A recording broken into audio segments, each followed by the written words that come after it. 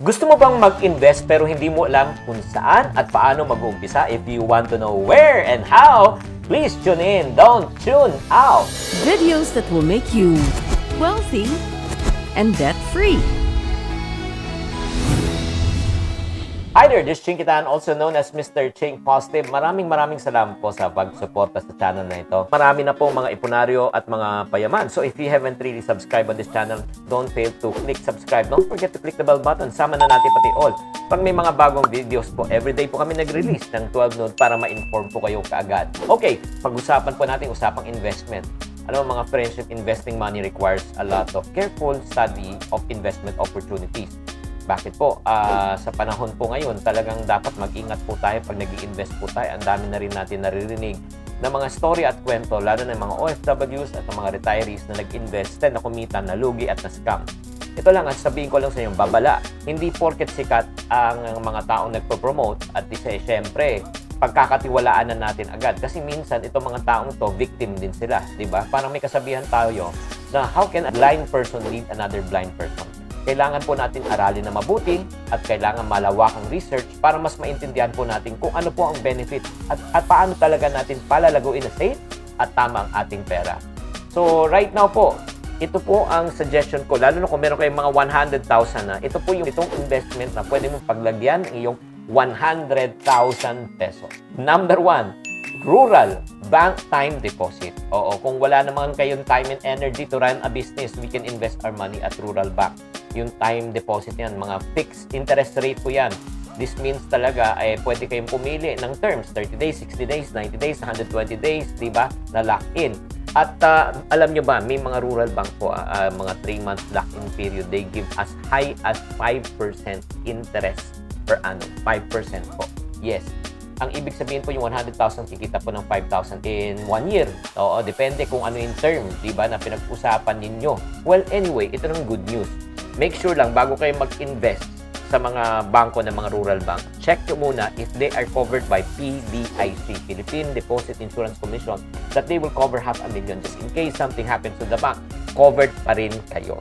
Okay? So that's number 1, ha? Pag-isipan nyo, check nyo yung mga rural bank.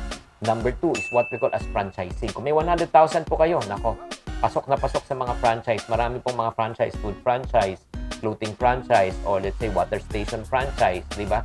Ang kagandahan kasi ng franchising, meron na siyang tinatawag na tools, meron na siyang system.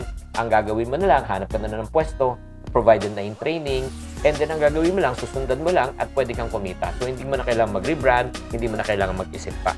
Second, franchising, pag-aralan nyo. Number 3, ang pwede nyo pasukan ng 100,000, siyempre, sa pag-ibig. Oo, pag-ibig po, pag-ibig fund, meron siya ng tinatawag na MP2 program.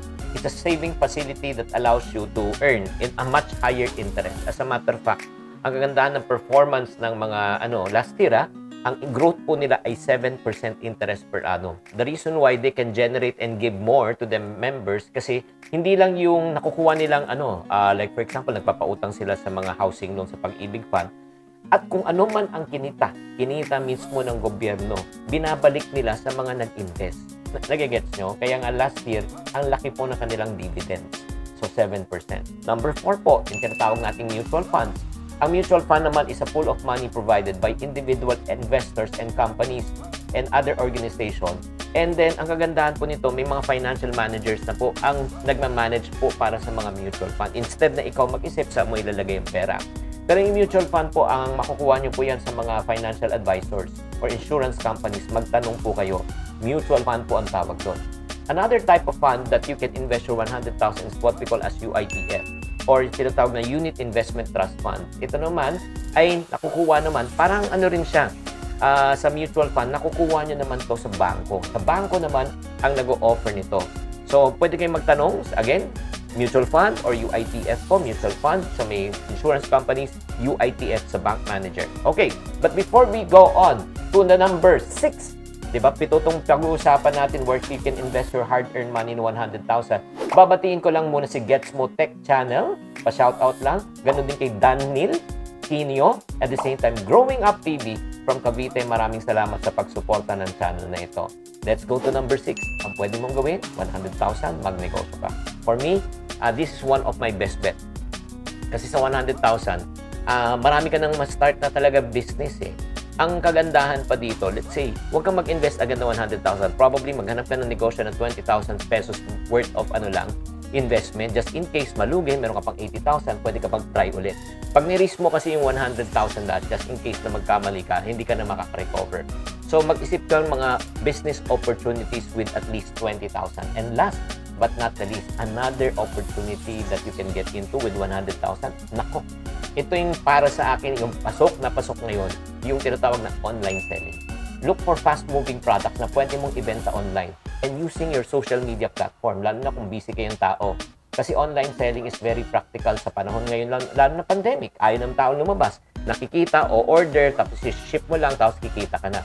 Walang person-to-person, di ba? Ang kagandahan po nito, ang dami na pong mga online products like food products, kung gusto mo, makeup, beauty products, healthcare, di ba? Maghanap ka ng mga produkto na pwede mong i-online selling. Thank you for watching. If you want to keep on growing and to stay inspired, subscribe and hit the bell button to get notified. Always think positive.